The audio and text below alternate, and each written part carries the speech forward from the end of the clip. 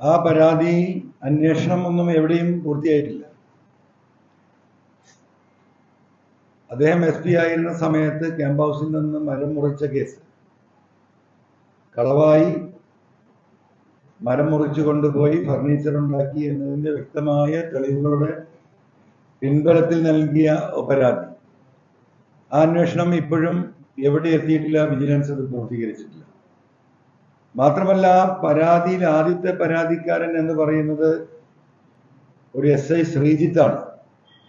Sasidharan SP ആയി വന്നതിന് ശേഷം ശ്രീജിത്ത് അദ്ദേഹത്തിന് നൽകിയ ഒരു പരാതി ഉണ്ടായിരുന്നു, ഇങ്ങനെ മരമുറി നടന്നിട്ടുണ്ട് കളവായിട്ട്, അത് അന്വേഷിക്കണമെന്ന്. ശ്രീജിത്ത് SI നൽകിയ പരാതിയുടെ മുകളിലാണ് ഞാനൊരു പരാതി കൊടുക്കുന്നത്. ശ്രീജിത്ത് SI നൽകിയ പരാതിയുടെ മുകളിൽ എന്ത് നടപടി സ്വീകരിച്ചു എന്ന് ചോദിച്ചിട്ടാണ് ഞാൻ അന്ന് MLA എന്ന നിലയ്ക്ക് പരാതി നൽകിയിരുന്നത്. അതാണ് പിന്നീട് അന്വേഷണത്തിലേക്ക് പോവുകയും അന്വേഷണം നടക്കുകയും അന്വേഷണം ഇപ്പോഴും നടന്നുകൊണ്ടിരിക്കുകയും ചെയ്തു. 21 ലക്ഷത്തോളം സന്തുഷ്ടരായ ഉപഭോക്താക്കളും 2 ലക്ഷത്തോളം തിമിര ശസ്ത്രക്രിയകളും പൂർത്തിയാക്കിയ മലബാറിലെ ഏക കണ്ണാശുപത്രി Al Salama high hospital, hospital road, Perinthalmanna. ആ അന്വേഷണം പൂർത്തീകരിച്ച് ഈ പറയുന്ന വിജിലൻസ് ഈ ദിവസം വരെ, ഇപ്പോൾ ഞാൻ ഇങ്ങോട്ട് വരുമ്പോഴും വിളിച്ചന്വേഷിച്ചപ്പോൾ റിപ്പോർട്ട് കൊടുത്തിട്ടില്ല എന്നാണ് പറയുന്നത്. പരാതിക്കാരനായ SI ശ്രീജിത്തിനെ ഇതുവരെ ആ കേസിൽ അദ്ദേഹത്തിന്റെ മൊഴി പോലും രേഖപ്പെടുത്തിയിട്ടില്ല. രണ്ടാമത്തെ കാര്യം, സുജിത്ദാസുമായി ബന്ധപ്പെട്ട് ഞാൻ നൽകിയിരുന്ന പ്രധാന പരാതിയിലെ മറ്റൊന്ന്, എയർപോർട്ടിലെ കരിപ്പൂർ എയർപോർട്ടിലെ നടത്തിക്കൊണ്ടിരിക്കുന്ന സ്വർണ്ണക്കള്ളക്കടത്തുമായി ബന്ധപ്പെട്ട വളരെ വിശദമായ പരാതിയാണ്.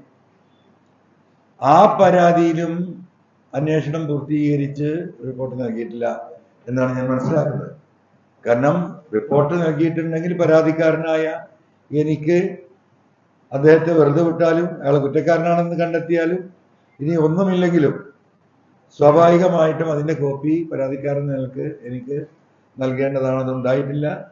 ഞാൻ വിളിച്ചന്വേഷിച്ചപ്പോഴും എനിക്ക് ഇപ്പോഴും അറിയാൻ കഴിഞ്ഞതാണ്.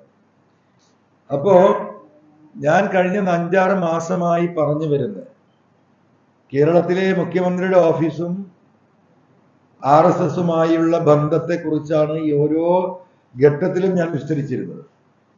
ഈ പറയുന്ന IPS ഉദ്യോഗസ്ഥന്മാരുടെ ഒരു ശൃംഖല കേന്ദ്രവുമായി ബന്ധപ്പെട്ട്, RSSുമായി ബന്ധപ്പെട്ട് വ്യക്തമായ ചില രാഷ്ട്രീയ ധാരണയുടെ അടിസ്ഥാനത്തിലാണ് ഇവിടെ പ്രവർത്തിക്കുന്നത് എന്ന് അന്നേ ഞാൻ പറഞ്ഞു വന്നതാണ്. അതിലിപ്പോൾ അടിവരയിടുകയാണ്. കാരണം ഒരു IPS ഓഫീസർക്കെതിരെയുള്ള എൻക്വയറി പോലും പൂർത്തീകരിക്കുന്നതിന് മുമ്പ് ഇത്രയും സീരിയസ് ആയ ഒഫൻസ് ഉള്ള അദ്ദേഹത്തെ ഡിപ്പാർട്ട്മെന്റിലേക്ക് തിരിച്ചെടുത്തിരിക്കുകയാണ്, അന്വേഷണം പൂർത്തീകരിക്കാതെ. ആകെ പറയുന്ന ന്യായം എന്താ?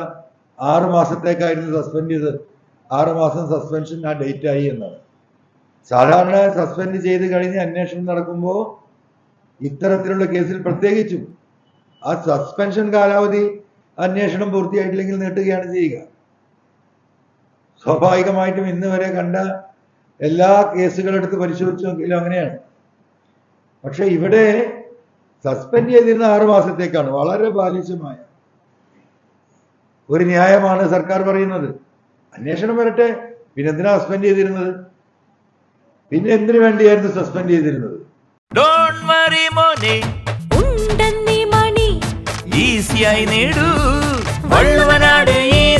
ആവശ്യം ഏതുമാകട്ടെ, പണം ഞങ്ങൾ തരും.